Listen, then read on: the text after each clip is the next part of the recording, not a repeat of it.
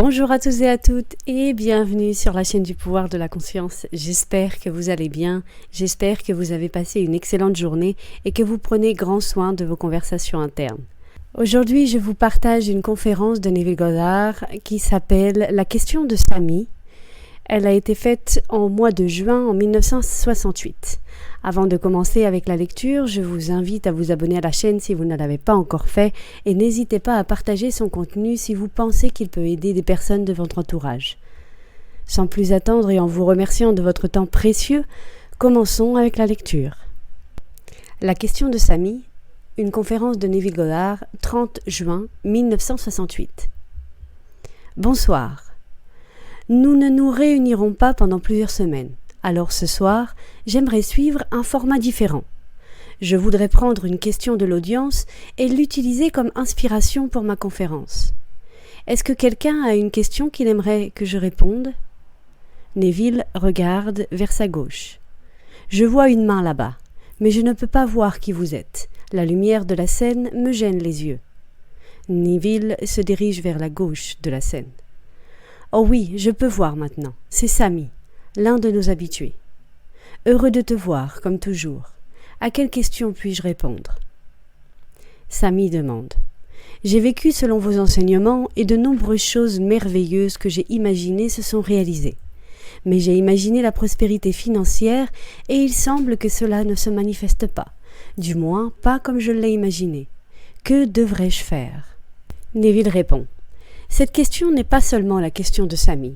C'est une question à laquelle nous devons tous répondre, car chaque jour, nous sommes tous appelés à être témoins de la vérité de Dieu.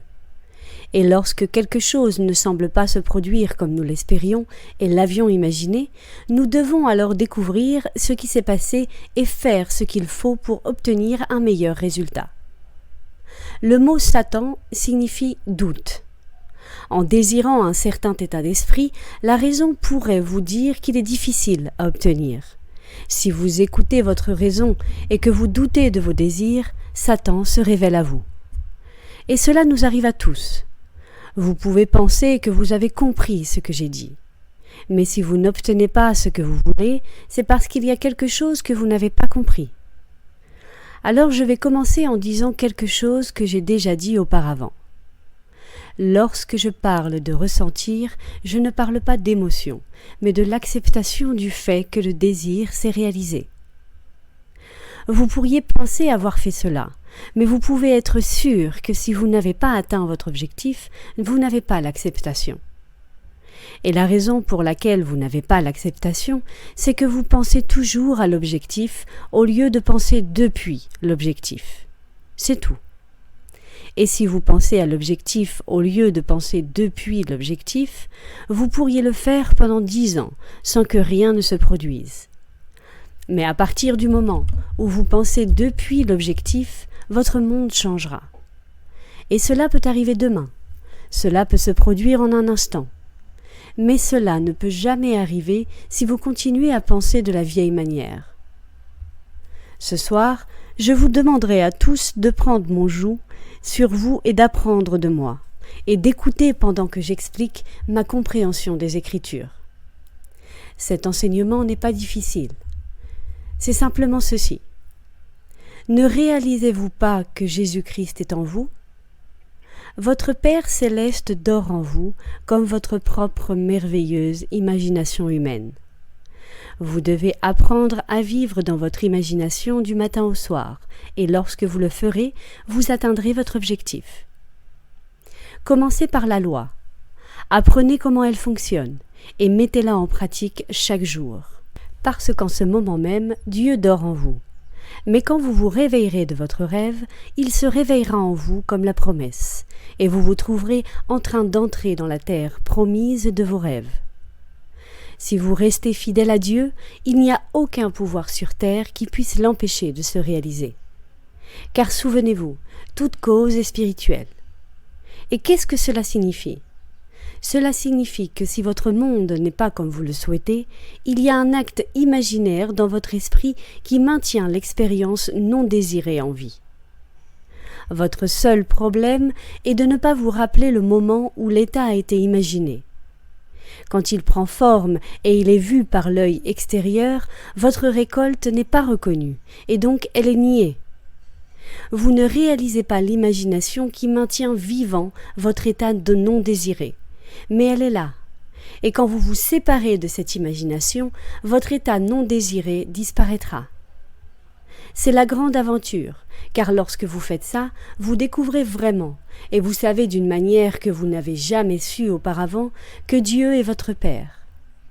Et il y a une joie infinie à accepter que Jésus-Christ est en vous, s'exprimant éternellement comme votre propre merveilleuse imagination humaine.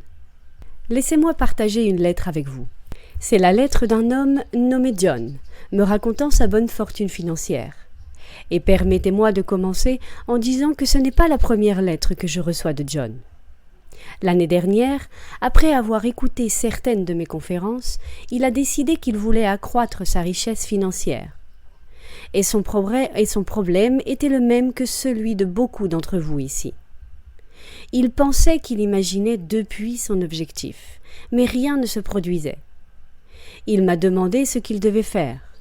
Je lui ai dit qu'il devait trouver un moment de sa vie où il avait réellement ressenti vivre depuis l'objectif et où il avait vu quelque chose qui s'était produit en conséquence. Ensuite, il devait examiner ses pensées et ses sentiments et découvrir ce qui avait été différent. Et qu'une fois qu'il aurait découvert cela et qu'il appliquerait à son objectif financier, il serait libre. Et qu'en découvrant ce qu'il avait fait pour empêcher la réalisation de son objectif et comment chaque jour il avait imaginé de la mauvaise manière, en maintenant son objectif à distance, au lieu de l'attirer vers lui, il rirait, car maintenant il serait libre. Et devinez ce que moi j'ai fait après avoir lu sa lettre. J'ai utilisé la révision. Je l'ai imaginé m'écrire et me parler de sa fantastique bonne fortune, de comment la richesse était entrée dans sa vie grâce à un changement dans la façon dont il utilisait son imagination. Et aujourd'hui, j'ai cette même lettre dans les mains. Et je savais que cela se produirait, de manière tout à fait naturelle. Et cela se produira aussi pour vous, parce que la vérité est que vous pouvez accomplir ce que vous voulez dans ce monde. Mais vous devez vous rappeler que l'Esprit Saint est en vous. Vous ne le croyez peut-être pas aujourd'hui, mais c'est vraiment la vérité. La vérité est que vous devez trouver le Christ en vous, qui est votre merveilleuse imagination humaine. Parce que ce monde est constitué d'une infinité d'états que vous pouvez revêtir. Je vous suggère de le faire, et je vous suggère de le faire aujourd'hui. Car pourquoi voudriez-vous rester une minute de plus dans un état qui vous ne plaît pas? Parce que vous avez le pouvoir d'avoir n'importe quel état, d'être dans n'importe quel état et de vivre dans l'état de vos rêves. Rien n'arrive par accident. Tout est le résultat d'une idée.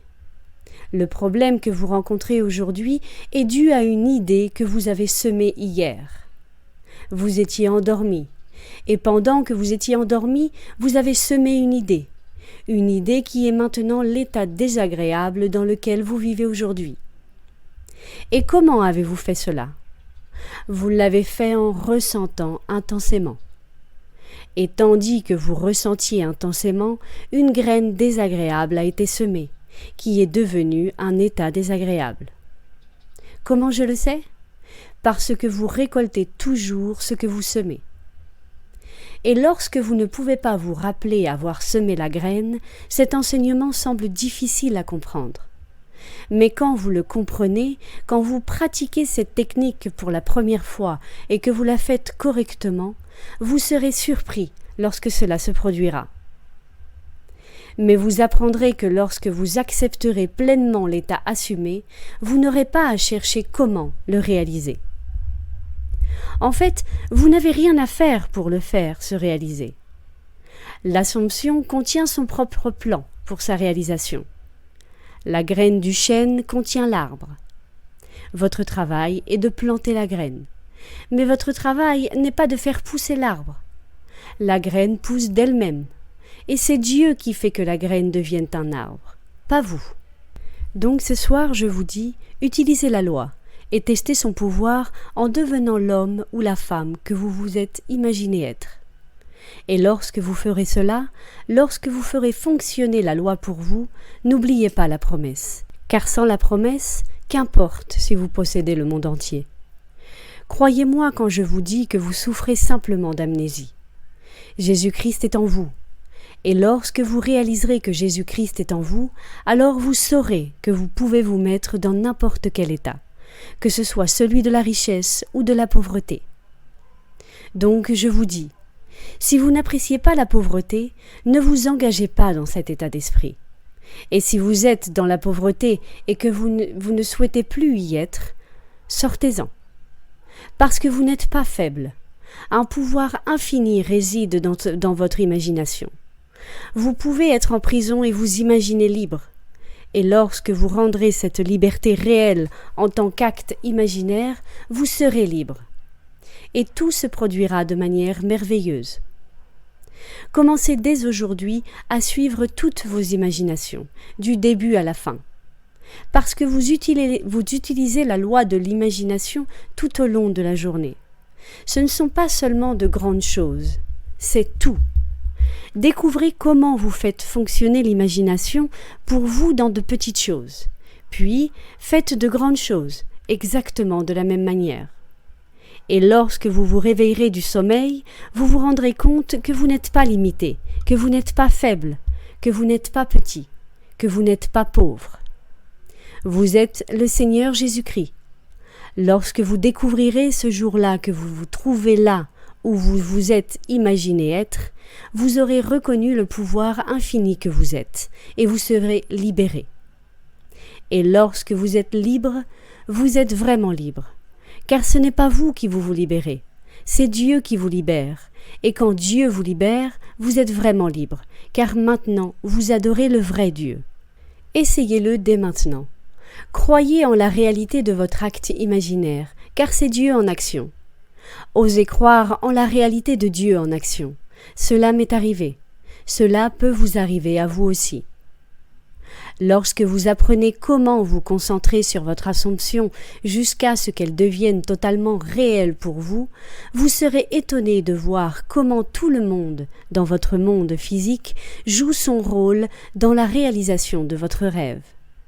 Et vous vous rendrez compte que ce n'est pas seulement la loi qui s'accomplit en vous, mais aussi la promesse.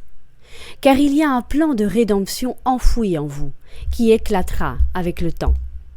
Lorsque la rédemption prendra vie en vous, vous expérimenterez tout ce qui a été dit d'un homme appelé Jésus dans les Écritures. Et lorsque cela se produira, vous découvrirez que, sans aucun effort, vous entrez dans l'état que vous souhaitez exprimer. Sans effort, aucun effort, vous découvrez que vous pouvez croire que c'est vrai.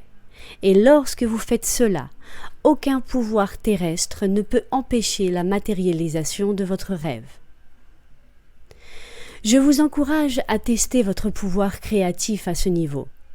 Faites-le maintenant. Prenez chaque instant que vous pouvez et habillez-vous du sentiment que votre rêve est déjà réalisé. Vivez dans cette imagination toute la journée. Ressentez sa réalité et n'oubliez pas le moment où vous l'avez fait pour la première fois, car ce moment était le moment où vous avez vu le monde depuis votre objectif. Ce moment est le temps où vous avez planté votre rêve. Et comme tout rêve, il a son propre moment de semence et de récolte. Le jour où vous plantez votre rêve, vous savez que, en son temps, ce moment de semence apparaîtra dans ce monde, habillé proprement comme votre merveilleuse récolte, et vous le vivrez comme un fait matérialisé. Ne pensez pas aux moyens. Jésus-Christ en vous sait beaucoup mieux que vous comment réaliser votre rêve. Votre travail consiste à savoir que votre désir est déjà un fait accompli, et c'est tout ce que vous avez besoin de savoir. Obtenez ce sentiment de révélation dans votre rêve, car c'est déjà vrai maintenant. Comment faites-vous cela? Laissez-moi vous poser une question. Que feriez-vous si votre rêve était devenu réalité? Répondez à cette question et vous saurez. Organiseriez-vous une fête? Qui inviteriez-vous? Que feriez-vous lors de cette fête? Quelle musique jouerait dans votre lecteur de disques? Quels amis seraient présents?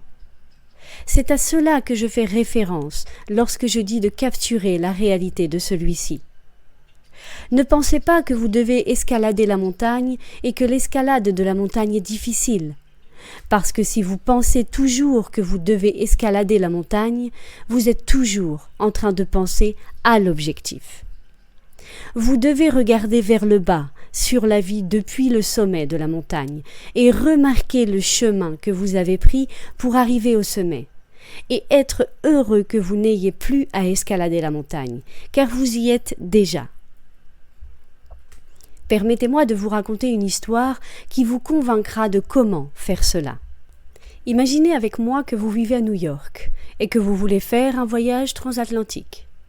Vous êtes dans votre appartement à New York en train de réfléchir à votre voyage. Et quand vous faites cela, vous pensez encore à votre objectif. Et vous n'y parviendrez jamais tant que vous ne changerez pas votre façon de penser. Mais c'est là que vous commencez, parce que c'est là que tout le monde commence.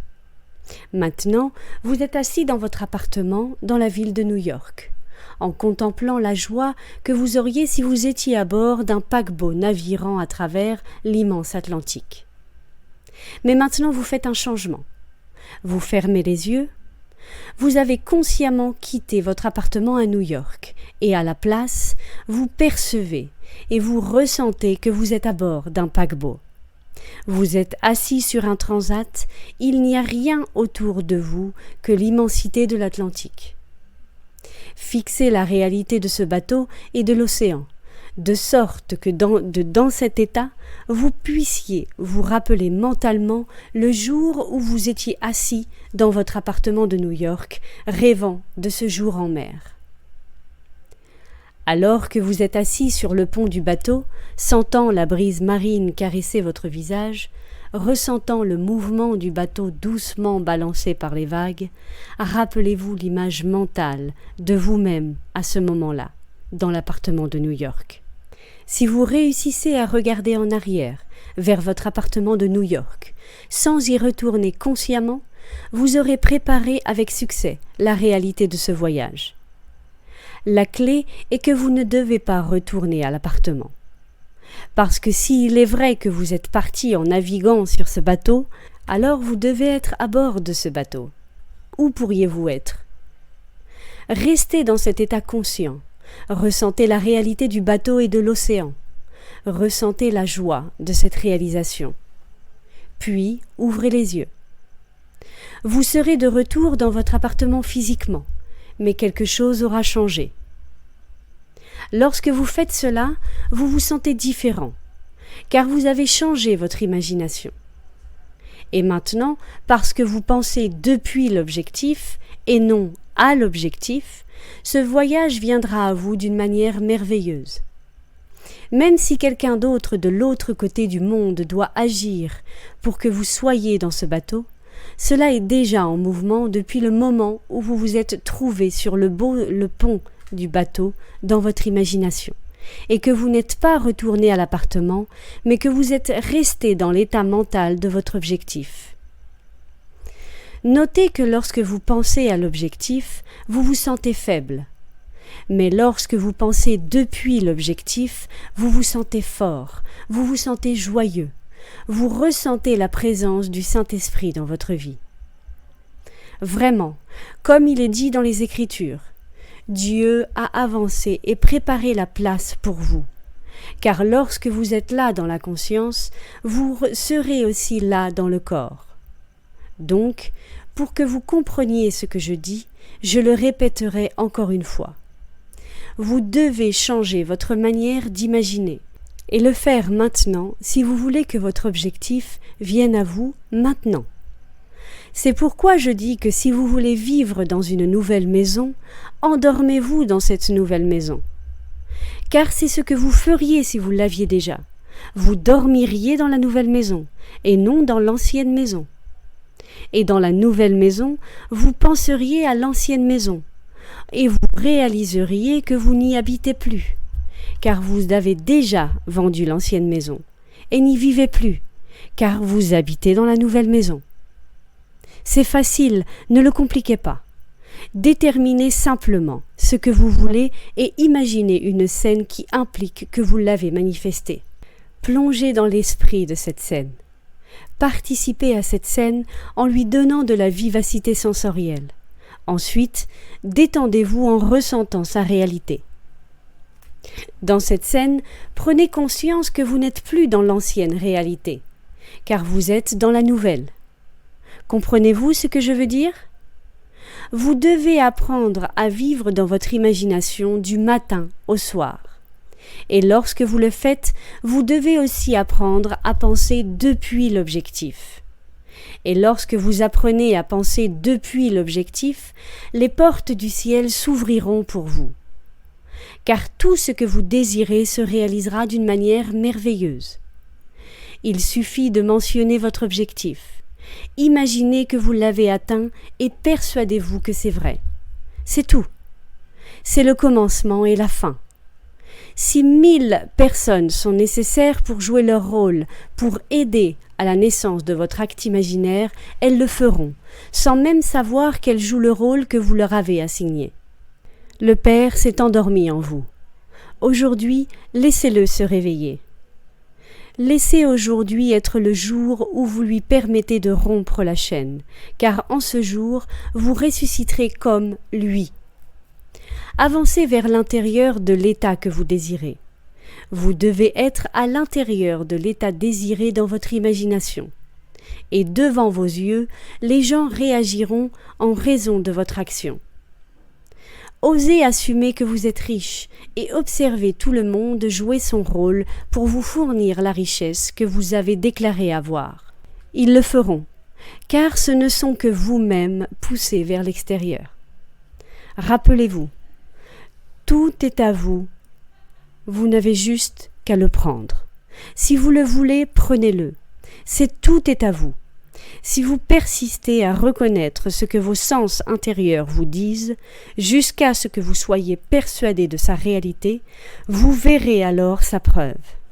Vous saurez par expérience qui est vraiment le Christ. Je vous invite tous, quand vous partirez d'ici ce soir, à vous lancer pleinement et à imaginer que vous êtes déjà l'homme ou la femme que vous voulez être. Et ne doutez pas, car dès que le doute s'installe, une division mentale se crée, car le doute est le diable. Au lieu de cela, devenez cet homme ou cette femme que vous désirez être. Et lorsque vous le ferez, ne soyez pas comme la femme de Lot. Ne regardez jamais en arrière. Entrez dans votre nouveau monde et soyez reconnaissant.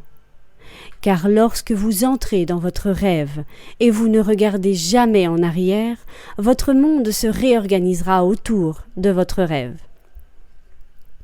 Votre monde onirique deviendra votre monde réel. Et le plus étonnant de tout, c'est que cela se produira sans aucune difficulté ni aucune aide de votre part. Je suis né sur la petite île de la Barbade. Je sens que je ne vais pas tarder à disparaître sans laisser de traces derrière moi. Cependant, cela ne peut pas arriver tant que je n'aurai pas accompli la tâche qui m'a été confiée. Ce n'est qu'alors que je pourrai demander à mon Père de me rendre la gloire qui était mienne, la gloire que je possédais avant que le monde n'existe. Et cette gloire sera aussi vôtre, car nous sommes tous les enfants du Père. Ainsi, mon voyage est votre voyage. Vos pieds suivront les mêmes traces que les miens. Comme moi, vous êtes libres. Et si le monde entend cela, les ministres transformeront mes expériences en concepts institutionnels, vidant une fois de plus la parole de Dieu. Mais cela ne change pas la vérité. Car la vérité est que je suis Dieu, et vous l'êtes aussi. Cela répond-il à ta question, Samy ? Samy, oui. Neville dit, Samy, pourrais-tu venir ici et monter sur scène un instant ? Samy monte sur scène.